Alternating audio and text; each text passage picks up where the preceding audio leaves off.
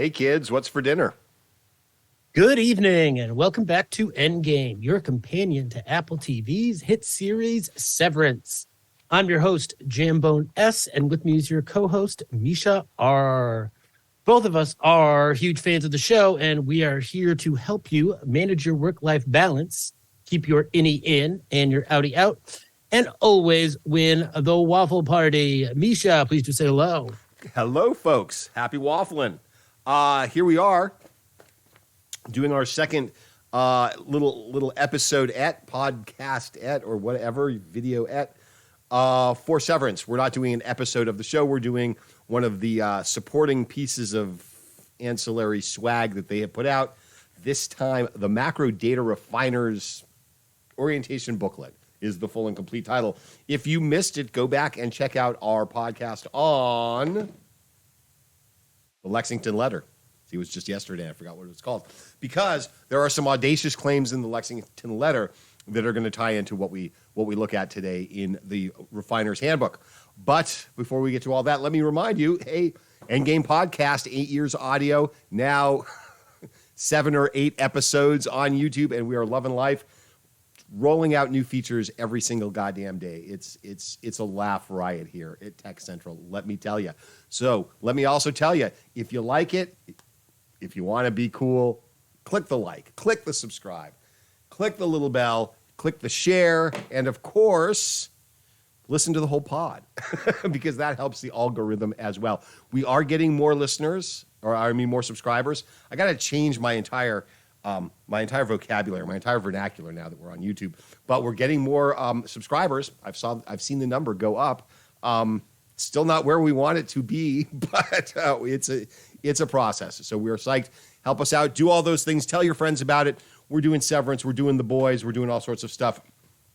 And we'll be getting around to doing a couple of live streams sooner than you would think. So get ready for all of that. With all that said, I think that is my normal intro crap. Let's learn how to be refiners. Yeah, I also just want to throw it out. I'm very happy that we're getting more subscribers and viewers and people interested in the.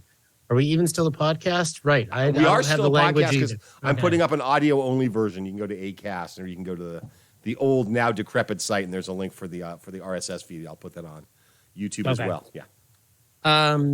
One of our longtime listeners sent me an email that I want to address, and I just want to encourage all of you to send emails, send your thoughts, or post comments to the video. That's the new way to do it. Post comments. Yeah, exactly.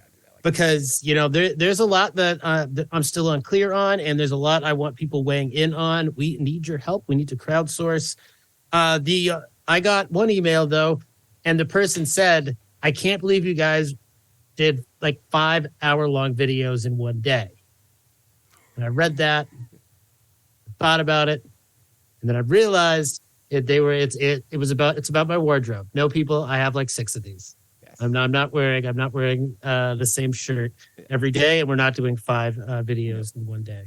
I always wear something different. I to shower and look nice. I emailed them back with that question. No response. So we'll see what they say. Good enough for Jerry. Good enough for you. The black T-shirt look. Yeah. I only have 6. Probably need to bump that up to like 7 or 8 just to be safe. You don't want to be doing laundry on a different day of the week. Yeah. But anyway, that's not what we're here to talk about. This is not a Jambone laundry podcast. No. Speaking of Jambone, I'm going to rename you can see that on our alternate YouTube channel, the Jambone Laundry Podcast. Yeah. All right. So we talked about the Lexington Letter, written by Peggy to Peg. I think I got that right. Peg to Peggy. Peggy was the innie, right? Or no? Yeah, Peggy was the innie, so Peggy to Peg. Innie wrote it to the outie, right? Well, the outie wrote it to the reporter. Right. Yeah.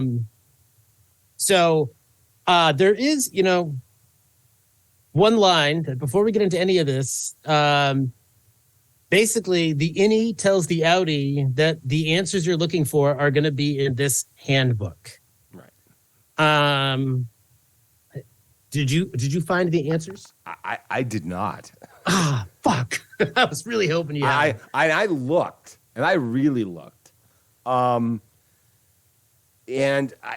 and I don't find, excuse me, the answers capital T, capital A.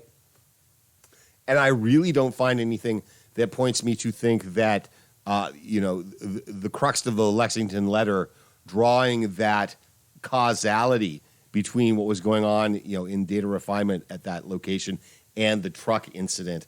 I continue to not see it. Okay, so I have tried to find it in like the normal ways, like looking through the handbook and just analyzing the way we analyze television. One thought that I've started to pick up on is this show does seem to have a fascination with codes. Peg and Peggy communicated via their own secret language that they came up with as kids. We have the scene in Severance with the two arms, not exactly an elaborate code, but maybe a code nonetheless. We talk about the code detectors, the numbers that we are refining. If they are anything other than just random, there's some kind of code. So I am not saying we're going to figure it out today because like neither of us are Goodwill Hunting, but I wonder if there is maybe something coded into the macro definers handbook. And I might spend a little time trying to find it. If it's based on who they're marketing it to, it can't be the type of thing that is only MIT grads. It might be somewhat graspable to someone that has done some of that work. Misha, thoughts before I have a little more to say, but I want to hear your thoughts just to this initial idea. Well, as you were saying that, I'm like perusing through, and there's one particular page here. I'll hold it up to the camera.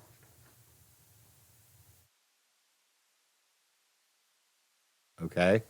So make sure you say what we're looking at too. We're looking at a page from the Macrodata Refiner's Handbook that comes with the Lexington Letter. You can get it on Apple Books. Yeah, do you mind saying the numbers? Numbers at the bottom, just so I know what we're talking about also, please. Oh, it's page 5. Page 5, thank you. Go ahead. Sorry. But so anyway, you guys can see that. Maybe there's a code in there. I haven't seen anything pointing to anyone solving any code there, but I haven't looked for that specifically. But I mean, is that the kind of thing you're talking about when you say encoded in the, It could be in those numbers. Every couple of pages, they have a block like that with the numbers. They have like the screenshot of the screen itself with some numbers highlighted that you circle around. There's also the link where you can play the game yourself. Yeah, you did play that. Yeah. Now, I was disappointed in that game. I mean, I thought it was cool that they did it. But when you get it all, you don't see that picture of Kier on the cliff, right? Remember that we. You took it through to the final. Yeah. I didn't even bother going that far. I just circled some boxes to see how it worked. Oh, I wanted to see what you get at the end, and you don't get anything. You don't even get a hug. So that was very disappointing. Do you even know how you got to the end, or was it just randomly circling boxes until you got all the yeses you needed? There was no strategy, right? Well, there's no strategy, but you could see the ones that you should circle. I wasn't just circling random numbers. I was waiting. Oh, so anytime you highlighted the ones that were floating, that would be a yes. That would be a yes. Okay, I was maybe doing it too quickly and not correctly. And you had to get them, pretty exact around the thing. And if you got too many, you'd get a nope. Yeah. So I wasn't being precise enough with my mouse work. So I thought some of the floating numbers went through and some didn't. But no, it's not even that complicated. No, you just all floating numbers go through. You just want to get the ones that kind of come up and get bigger and circle those. Yeah. Okay. So, I mean, if there is a code in those numbers, that would be pretty complex and, pretty hard for, your average viewer to figure out and probably beyond me. But there's also the possibility that it could be hidden hidden in the words. In the words in what way? In like Talmudic scholarship way, like we assign numbers, or like a book code, or I don't know. Book code, yeah. I mean, maybe. Okay, but I got one. Go ahead. Then I got one more selling point. I mean, honestly, there's this screen that's like the boot up screen that you get that they show. I crawled over that thing. I couldn't figure out anything that looked suspicious or anything that If it was, it's past my computer knowledge. Okay. So I know this is a bit of a stretch, but there's two things I want to point to. Innie Peg said to Outie Peg that the answers are in this book right before she died. And the writers of this book, Kat M., Catherine M., the people that wrote the book, Daniel A., Tansy M., they, at least Daniel A., we know at one point was in Macrodata refinement and then was moved out. Catherine M., we see in the show when they go into that room that controls all the implants. Mm-hmm. There's like a Catherine M. up on the board there. Tansy M. appears there also. So, like, I think one idea it could be that this group of people wrote the handbook and maybe embedded some hints that the next people would find. And then they were now moved. I'm thinking they were moved down the elevator to what I think is a worse level. So I think there's a reason that there could be a coded message in the book, because nothing surface level is, coming to us. And why would, if it wasn't the surface level, Lumon wouldn't just let it sit around, they wouldn't still use it. Or, Peg and Peggy are just wrong. Well, they're both a little whacked because they're the same person, right? You get that sense from her rambling narrative. Maybe that's the tell. That all that stuff that we glossed over because it's just, and the kids, and there was a urination event, and maybe all that's just, their way of describing the fact that she's probably an unreliable narrator.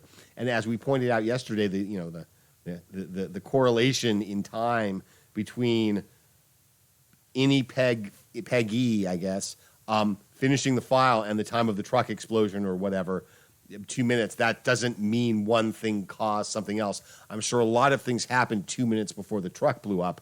Who's to say which one of those caused them, if any, right? So it just, now they could turn around and say, yeah, that's exactly what happened. Peg was right all along. And clearly they came after her. So something she was doing, it could be as simple as communicating with her Innie, but something she was doing caused their ire. But it just seems to me that that's too thin of a thread, and she seemed a little bit, not whacked, but just, the type, and just da-da-da-da-da, and she's telling the story about the bus and goes on and on and on. And so Innie is going to be a little bit that way too. So this thing about it's in there, if you see it, I don't know. Or it's just a big fucking troll on people like us who are going to see like, oh, we're obviously missing it. We have to look again. I read it 3 times right before we came on the air because it's short. And I'm like, I still don't freaking see it.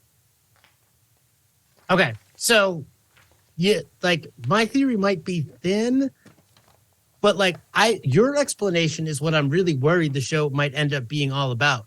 Like things like the goats that they don't really have a plan for, and that we're going to end up in a Lost type situation where we get all these really fascinating questions that will not really end up having logical answers. It could be like, oh, well, Milchick was just fucking with them that day. Oh, Peg was just crazy. None of these things really have any answers. Like, I'm really hoping the show doesn't go that way, and I'm a little afraid it will. So, okay, you might be right, but I hope you're wrong. Well, okay, so to that particular point, several things. First of all, as I think I said before, this show is aware of what happened to Lost. Every show after Lost is aware of what happened to Lost. Okay, so there's always that. They have said that they have figured out and they have a thing for the goats and they know why the goats are there. So that's going to be an actual, I imagine, answered question. I don't, it's a fine line.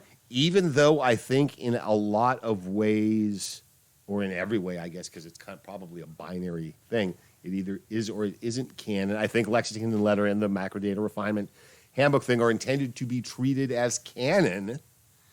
It doesn't mean that it's necessarily a clue to anything. Canon is just something that happened in the universe. Okay, Crazy Peggy wrote the letter, and Milchick squashed it. And Milchick, there's that whole Milchick thing. Is he Seth Milchick? Is he Seth Milchick's dad? What is the deal with that?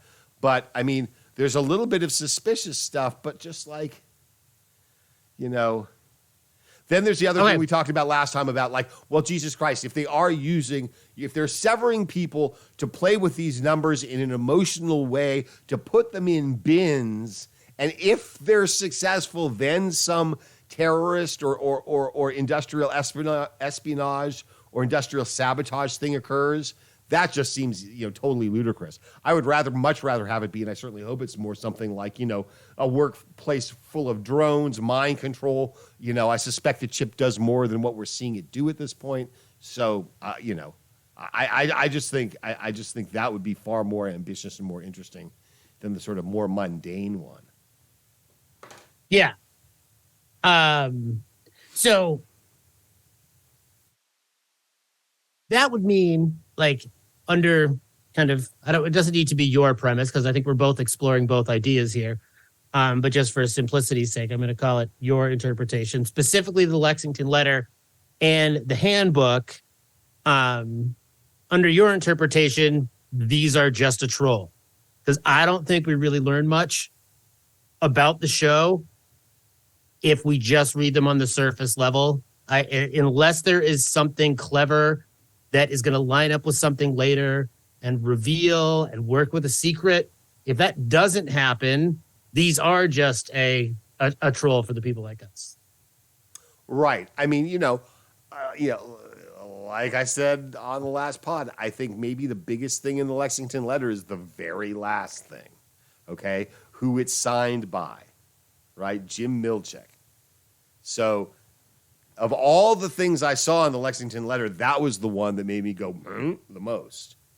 Right? All the other stuff was just sort of like, okay. It gives a little background. It gives a little color. There's some interesting things in the handbook when we go through it that describe things in a way that's not the way we were shown in the show. So, who knows? But there are some discrepancies and there are some inconsistencies. And one would think on something like this, they wouldn't do it it wouldn't be there unless they meant it, right? Yeah. And Maybe. This is why it's not necessarily a prediction, but I'm really just hoping that there ends up being, when it's all said and done, I really hope I can point back to the Lexington Letter and be like, see, they fucking knew what they were doing. If I don't do that, then I still might like the show. The end might be fine, blah, blah, blah. But it's going to be a strike against it, because if you do the type of writing or you just are the type of person that is like, whenever I'm right, and whenever I'm not, I was trolling, you're lame. So I just, there's some things in here I want to pick apart. There's some things I want to talk about. And I like that the show is adding these things to it. I really just hope it is well thought out, because as you said, we all know what happened with Lost and no one wants to be lost. But I don't, I'm not hanging my hat on the judgment of the entire show or project. I specifically said I'm not doing that either. Well, you did. You just said if I can't point to this on the Lexington Letter, then then that's it. That's a strike against the show. And I'm saying I said a strike. I didn't say then I said I'm not going to judge the entire show based on that. Okay. I'm saying it's a strike. So I'm not even willing to go so far as to put that much weight into the Lexington Letter. Okay. To me, when it first hit, it just I was sort of like, oh, that's weird. Oh, someone must have just done that or something. I guess it's canon, but it didn't have the impact of I don't know what to compare it to, but it just didn't strike me as necessarily even then, necessarily the answer or the direction, okay? Because the thing that they're talking about, I mean, the Lexington Letter will be right in the sense that there is something going nefarious on at Lumon, but the particular type of nefariousness described in the Lexington Letter is just A, kind of underwhelming, really, in the end, and B, a hell of a lot of work to go through to perpetrate those kinds of things with, I guess, and the only thing I can think of is plausible deniability. If there's a bomb there that's coded to something that's going to be set off when an INI sorts this stuff, they'll never trace it back to Lumon. But there's easier freaking ways to do that. Exactly. That's why that theory doesn't make sense. Yeah. So, like, an strike usually means 3 and you're out. I guess I'm not saying like a strike in it in that serious a sense.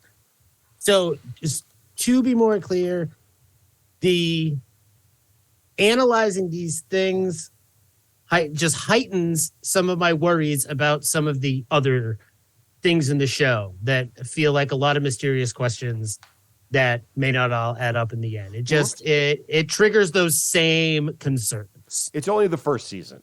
Okay, 2 seasons from now, if they're still doing it and you were still having these same concerns, I'd be much more concerned as well. But first season, they're just setting shit up. Everything's going to seem like mysterious and nebulous, and we're not going to know, where they're going.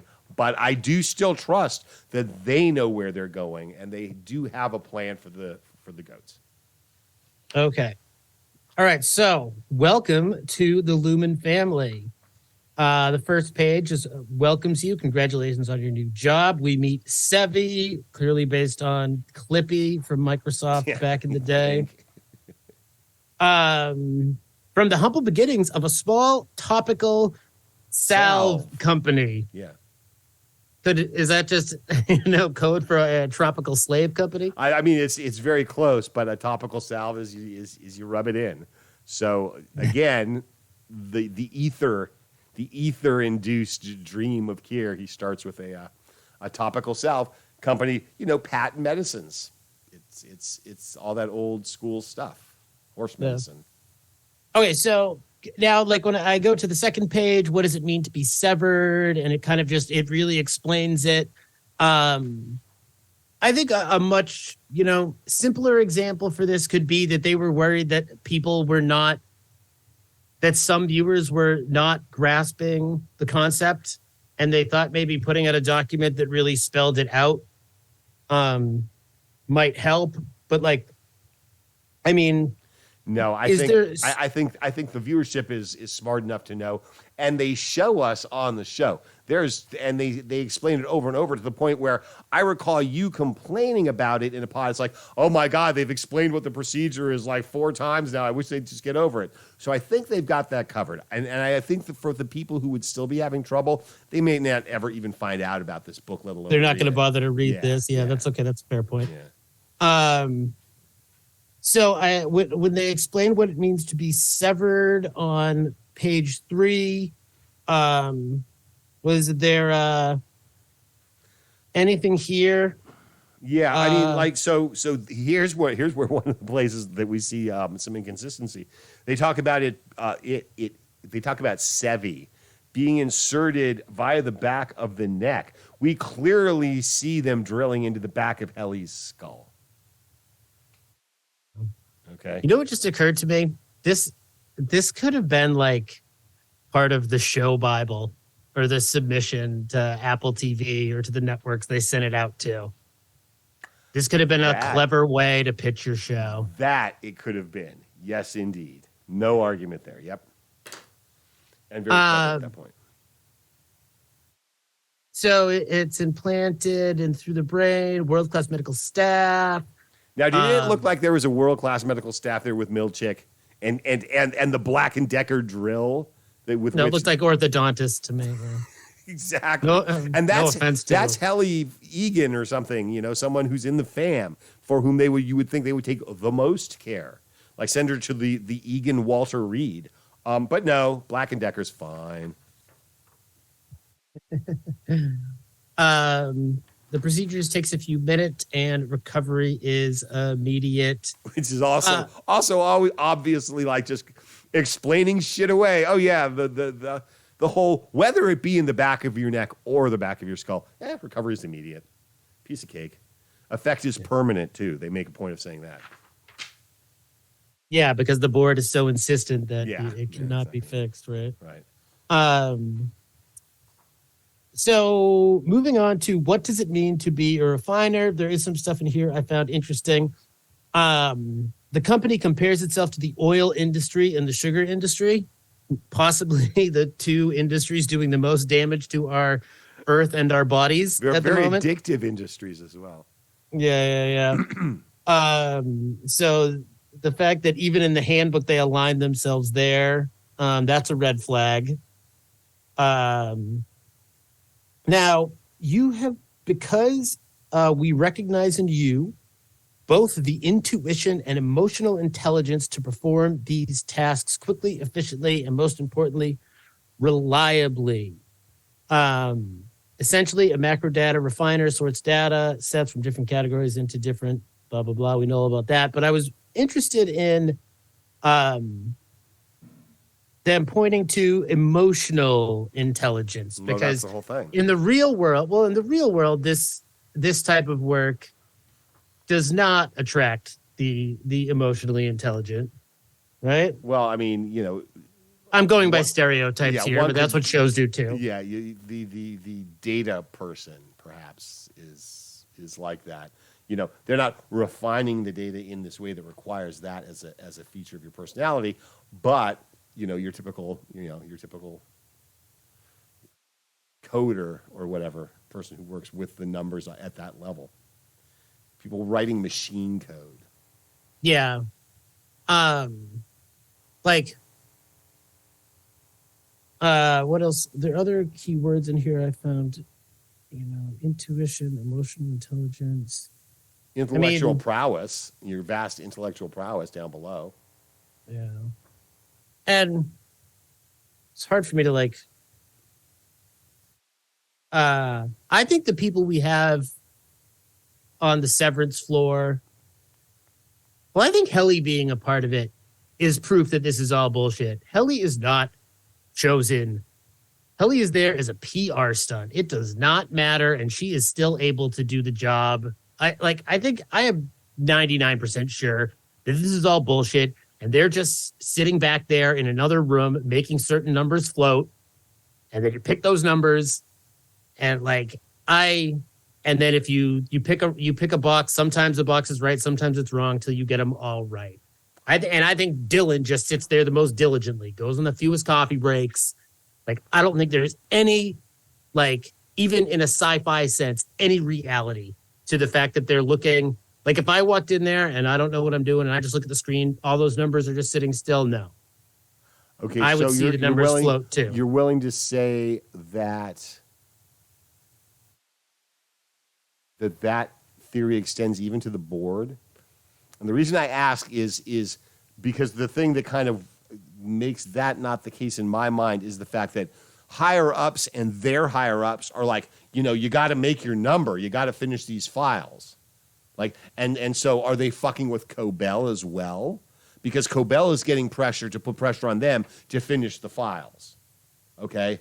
So if Cobell is a crisis actor, she doesn't need, the people crisis acting as the board to, in private, tell her she needs to get them. She knows she's got to get the numbers. They, unless you're performing it in front of an innie, right? There's no reason to do that, and yet that happens. So Cobell feels that pressure as well. So that's what makes me think that there's something.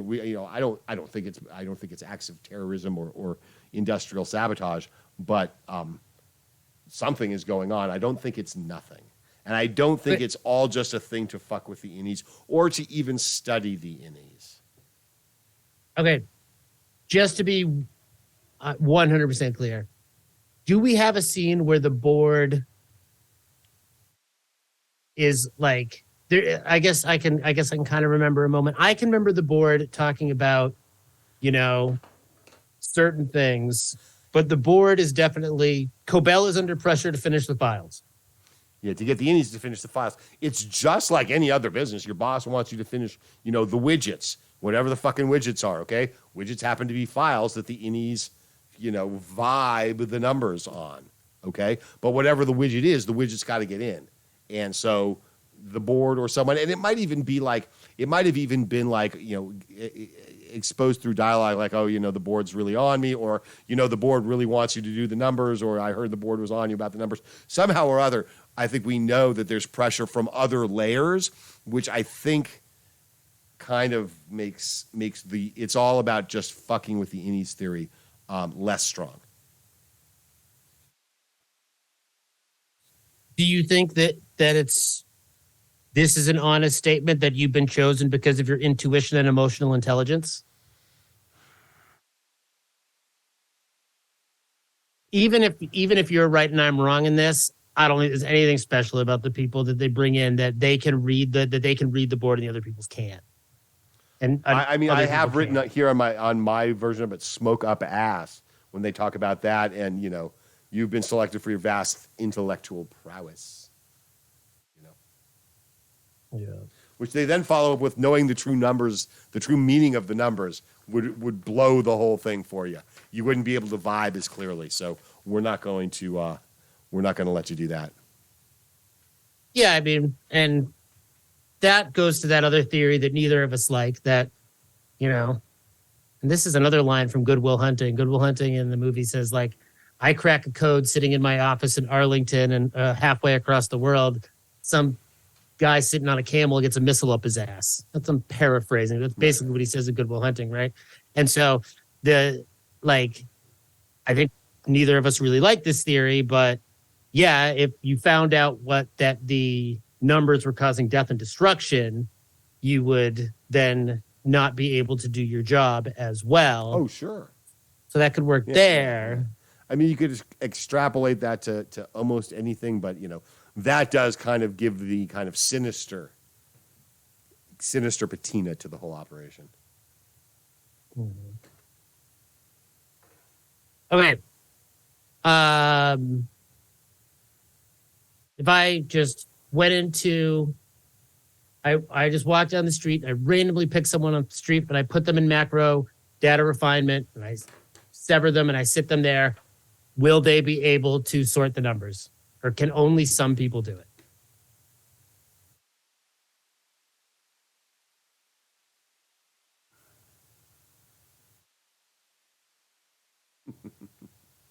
Well, they certainly seem to feel or state publicly that only certain people can do it, because you got to get the right person. Maybe anyone could learn to do it and to feel the numbers in the way that Helly then reports that she's feeling the numbers now. I'm not sure. Setting Mark and Gemma aside, because they seem to be a special case and we kind of have a handle on, I think, what might be going on with them. But let's just talk for a moment about Peg and something that we talked about again on the previous pod. The idea that she was almost stalked, right? There was the crash, and then she heard the ad on the radio just then. Wow, isn't that weird? And she comments on it. You commented on it, saying, that could be taken as indication that Lumon caused the crash even, and then threw that ad up and hoped to get her that way, which begs the question, why her? And have they been watching her? Did she fill out some test? Do they just know she's intuitive? I mean, it spawns more questions than it answers. But again, we're in the first season. But that sort of, if that's the case, if they identified something in her that would make her a macrodata refiner, and then went after her to get her to come to them, to theoretically of her own free will, of course, or at least to her mind, to be severed to go do it, so that someone they identified as being a good fit for the job would be there. I mean, I don't know how hardcore do you recruit for MDR? That's the question. Yeah. I can't attribute a ton of meaning to this, but in the next section it says, take pride in knowing that you've been selected for your vast intellectual prowess. I think that's bullshit, but you would still put that in a handbook to motivate your employees to think they've been selected for an important reason. So, you would put, congratulations, you're the schlub we picked. Yeah. Could have been anyone, happened to be you. Congratulations. Welcome to the family. Now this next section I think could be useful. I think back in the day when like on demand and you couldn't rewatch, like stuff like this would have like been awesome, but we didn't really have the internet then. Because like if you couldn't rewatch the episodes to go back and understand that, okay, each session you get a different file. I'm in the how will we know what to work on session. You with me? Yeah. This selection has been made carefully by your superior. And it kind of just explains that they stretch endlessly in all directions. Does that work in the game? Can you just keep going? Oh, I didn't even try. I just stuck around. Yeah. Over time, certain clusters will start to make you feel a certain way. We already know about that. The 4 categories we can talk about. Or what is it? 4 categories. 4 categories, 5 bins. Does that mean 1 bin is the numbers that don't fit any category?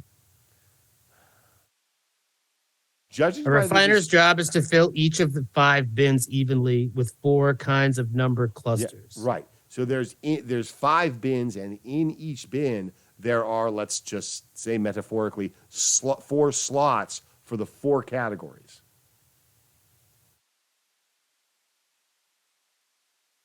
Okay. That's how it looks in the game. Then once every bin is filled, you hit the 100% and the job is done. And we have a little image of the thing. So it's just good to have this exactly spelled out. So even if there's no like mystery here, I think it's good for the show to put this out there for everyone. And then the categories too, because these moments go by really fast in the show. Yeah. Yeah. And there's so many other things going on in those scenes that, like, if you remember the scene where they explain this stuff to us, it's cut up between Mark tries to explain it to Helly. He gets interrupted by something else. Then Dylan takes over with the explanation. Like, they really make it hard to focus on because of how much other stuff is going. So that maybe like is another reason why they put something like this out there. Yep. So, but according to what the innies know is that the 4 different types are woe, which melancholy or despair. Which is different than woo. Let's be clear. Yep. FC. What does FC stand for? I don't know. But I think it ties to something Kier might have said. I mean, it means football club to 90% of the world. Right. And that's where 90% of the world gets their joy, gaiety, and ecstasy. Well, maybe. I doubt it's that, but DR, my immediate jump is doctor there. Fear, anxiety. Dread. Yeah, I feel dread at the doctor, so it's fine. And MA for malice. Oh, no, MA for for mother. Oh Jesus! The show doesn't really deal in like anything like that, though, does it? I'm just saying, just throwing it out. Yeah. I mean, on The Sopranos, that's exactly what it would mean, especially because they always said "ma," not "mother." Right. Well, ma is the thing. So many shows. Randomly, so many shows today deal with parent-child relationships. Besides Kier and Helly, what? I said everyone's got one. Because everyone's got one. Everyone's got so one. that's why. Yeah. It's either that or taking a shit. Something totally universal that people do. Now, this show doesn't really. The only really parent-child relationship we know about is Helly and Mr. Egan, whichever Egan he is. And that's definitely very similar. They have a relationship that is very similar to a controlling boss. And so, like, Milicic is the dad of the show. So it's dealing with that same theme, but in like a slippery, underhanded way. Hmm. Yeah. How do I refine a number cluster? Nothing really there. Jump in if I brief. I'm on page No. 7. I'm just blowing through.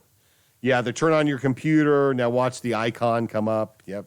Okay, so this is your field here, page 8, man. I didn't. If see there's anything. a code, I know. I looked. There's that's if there's something that I'm not seeing.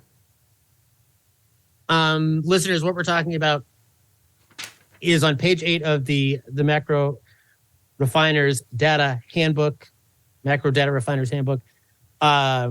They show you this screen, and it seems really unnecessary to show this. So if I am, I'm going to go through this with a fine-tooth comb and try to find the first thing my brain would look for is the things that don't need to be there. I'm starting with this. I don't know a ton about programming, so if can I put the, Misha, do you know what format this is? Could we put this into a JavaScript or a C++? Could we just enter that code in?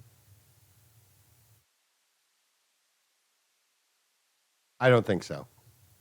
Why not? Because you don't know which language it is, and that's not a diss. It just doesn't look like it's something that would run. But I am not a programmer. I'm a physical network guy, okay, and like an administrative IT director, sign the checks guy.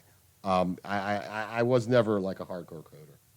So, but it just does not look. It does not look really legit to me, and it also doesn't look to have anything.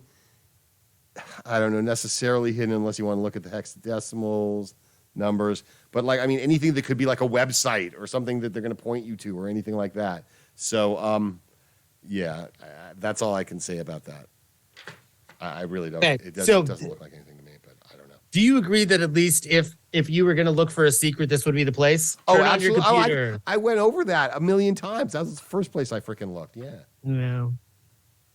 Your computer is simply loading the macro data refining program. Yeah, that's just blah, blah, blah. All about refining numbers, whatever, page 11. It basically describes what you do. You circle around the numbers, and you click them, and they go into the box. Now watch as the logo comes up. The thing about the Rolodex, I think my shit's out of order. Yeah, hey, but just really quick about the Lumon logo. What is that? Is that AT&T? What? That's like a classic 80s logo for some other company, just with a different word in the middle, isn't it? That oval with the lines of longitude. I know I've seen that somewhere that's not Lumon. Yeah, but that's sort of like, that's something you get in a clip art collection. Seriously, it may be in some 80s thing, but I'm not sure it's a hat tip to that. It's just sort of they're global. I'm more curious about what it is the little drop there is of in the O. I was wondering that too. Is it does that mean oil? Does that mean ether? Does that mean blood? Blood. It's the teardrop tattoo. It's the teardrop tattoo. Oh my. Yeah. The breaking of Kier. Bert keeps that painting to himself.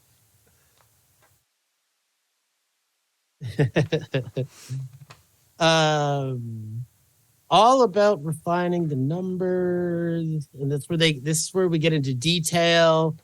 Type the file that you will be working on and press enter. If you have not been assigned a file, or if you cannot remember the file name you were assigned, ask your supervisor to refresh your memory. That reads to me that the innies have the same sort of memory problems that we see Mark having, although I don't know if Marks are attributable to alcohol or to him being severed. But maybe innies are a little forgetful too. So put that in the handbook. Yeah. The digital Rolodex.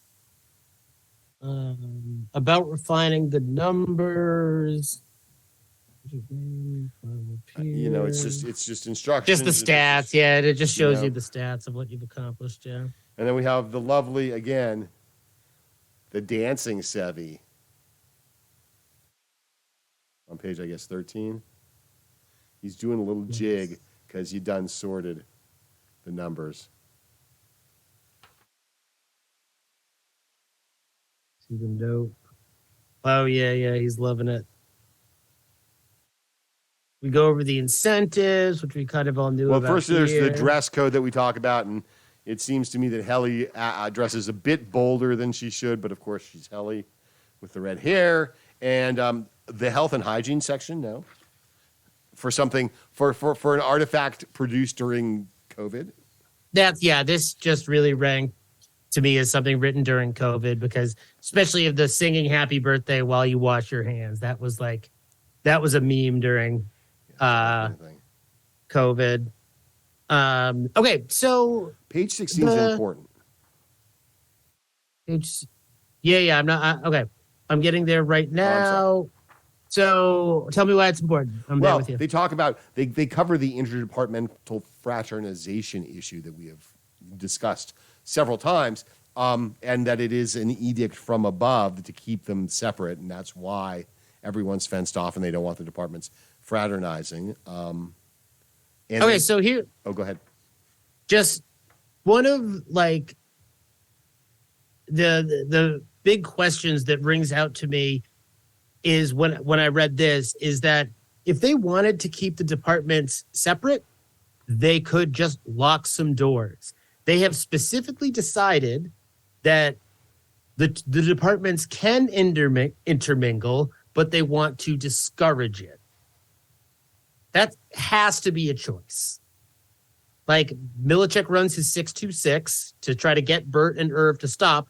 Why not just drywall? Put up some drywall and stop. Locking people in offices, even innies, creates a lot of problems.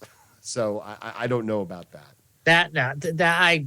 They're already innies. Like, why do they need to feel like they have access to go see? They're the bodies of the Audis.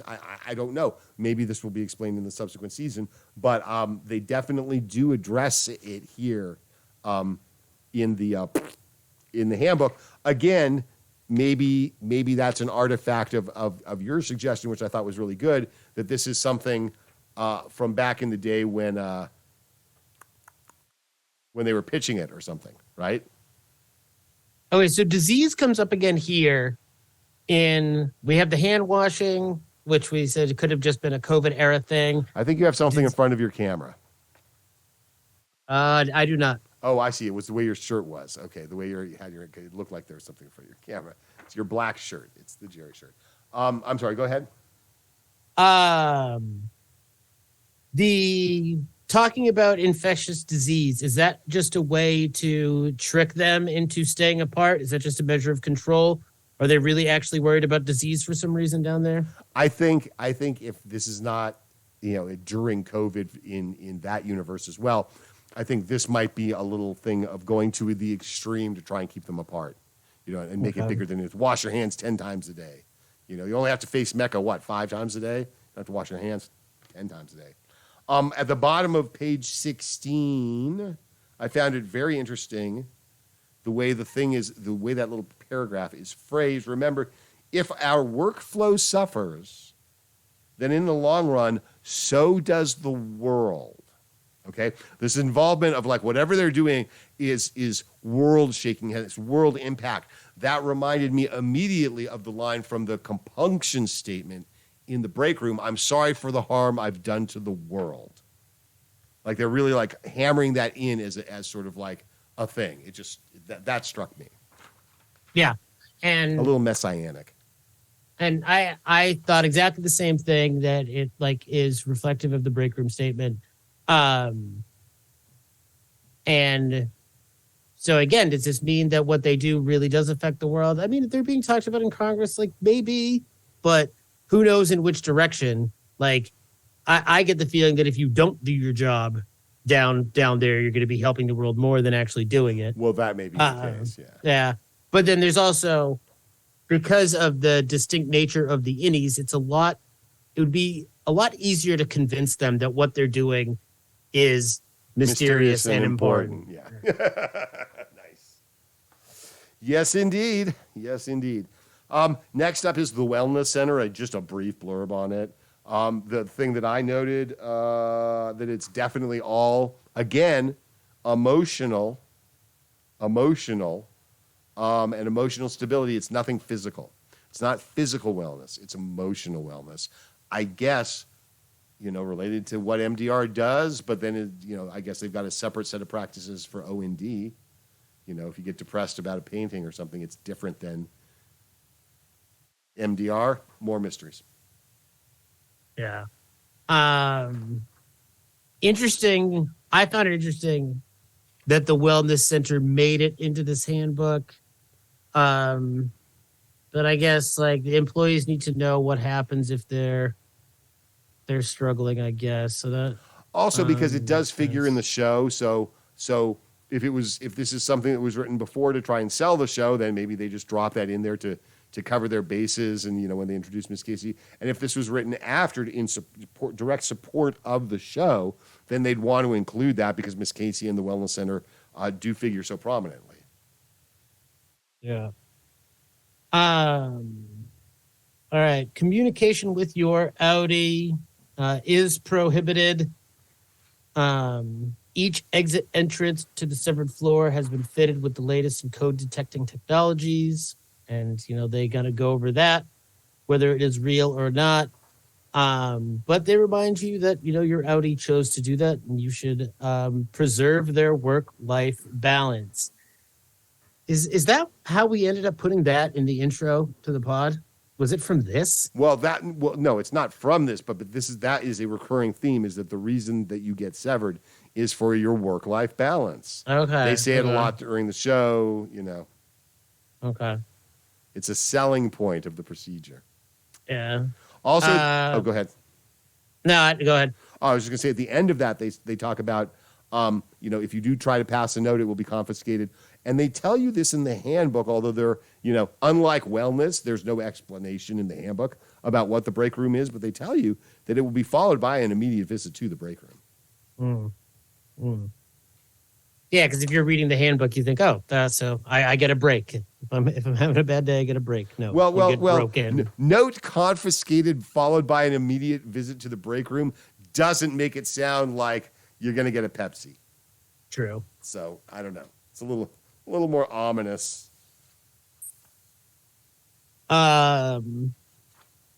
Work incident notices. We've seen these in the show.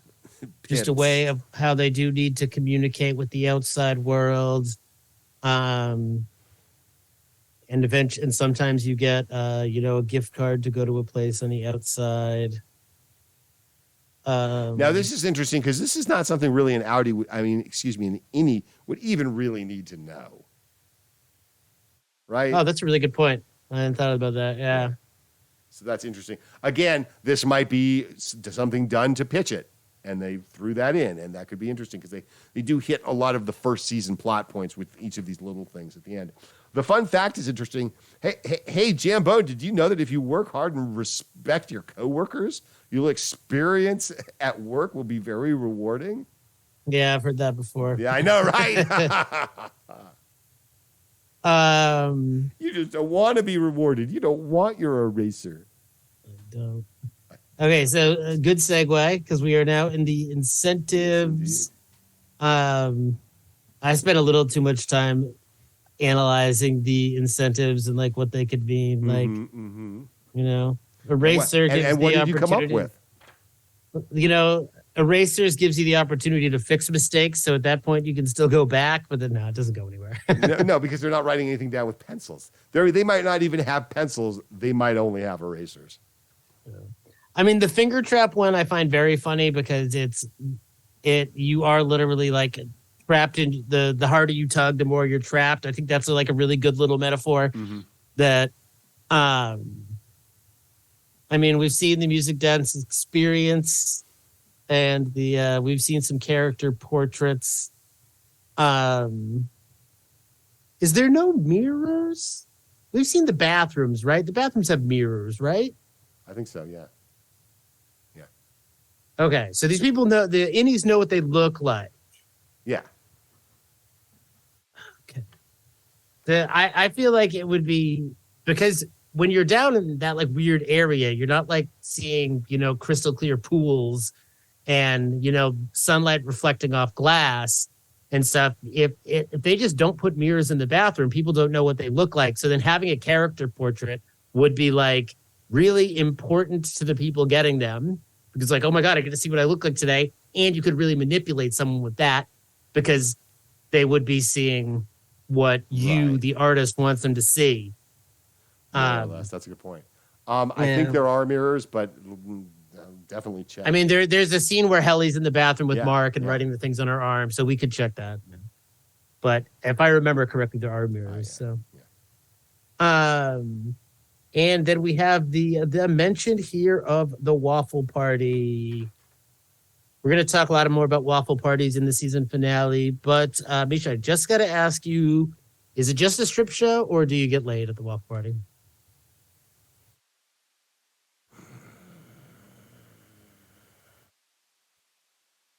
I like to think you get laid. I mean, if you're trying to keep people from fraternizing and you're trying to incentivize people this, to finish the file, man, you know. So. Yeah, I mean, just giving them a big teasy strip show, that's not going to help. You know, you gotta. I mean, who works the waffle parties? How do you get that job? Jesus, that's a whole different class of severed employee. Yeah. Okay. Anything else about the incentives? No, I mean, we know the incentives well. Yeah. We'll talk about more as they come along in the show. Vision, verve, wit, cheer, humility, benevolence, nimbleness, probity. What does probity mean? Probity. It's like probity? It's like being pure and Vamacharya. It's Wiles is the 9th one. So these are the core principles. Kind of too many. It's a lot of core principles. Yeah, like five, 6 tops. Yeah. I mean, there's 10 commandments, but that's very excessive too. There is a line in here. Note the emphasis on good social skills, and I think that as the measure of control in this environment. Good social skills means like doing what everyone expects of you. Sure. Going along to get along, and not pushing buttons. I mean, I guess you have to interact with your 3 other coworkers in MDR, but it's not like you're theoretically interacting with other departments to exercise social skills. But you do have to sit there. Essentially, functionally as an innie for your entire life, and with the same people sitting there until one retires or leaves or gets unsevered or whatever. All right, that brings us to the end, which we already kind of talked about what's at the end, the people that wrote it, and what they might mean. So we don't need to get into that much more. Any final thoughts on the core principles, though? On the core principles? No, I mean, there's just a lot of them in there, some standard. It's just, again, to me, what strikes me the most about it is the words they use to describe it, like probity and verve. When was the last time you used verve in conversation, Dan Bone? I don't know if I ever have. You don't know if you ever have. Exactly my point. Yeah, I mean, verve. It means like you've got pep. Yeah, it's like verve. Yeah, like verve, like pep, like moxie, okay. like glass top table to 5-star room time. How vervy. Yeah, so like if I was out and I said, yeah, they're cool, they got pep. If I said they got verve, like how people wouldn't even know what I mean. Would you say they're cool, they've got pep? If I was trying to say, let me think about 30s raccoon coat. Okay, so moxie. Probably because of Austin Powers. Because more people would tend to know that. Yeah. Yeah. Spunk. People say spunk a lot these days. Yeah, they usually got spunk. That's probably the closest to it. So, yeah, verb. Probity. All right. All right, you in guys. True EndGame fashion, we say there's nothing really to say here, and then talk for an hour about it. I know, right? That's on brand for us. So I think I'll be getting an eraser at the end of the day. You will get an eraser. We will get an eraser today. Very well done. Folks, we will talk to you again. We're doing 106 next. We'll be back. Got a special guest for the final 109 coming up. We may even do that one as a live stream, and we'll be doing a live stream soon. Before all of that, to talk about this and a bunch of other stuff that we've been remiss in talking about in the entertainment world. and to hopefully interact with you guys on the stream, chat, things like that. Because again, we're new. This will be the first time I've run one of these, and we'll see how it goes. I might be doing the compunction statement again after that. Anyway, if you've stuck around this long, please, thank you, first of all.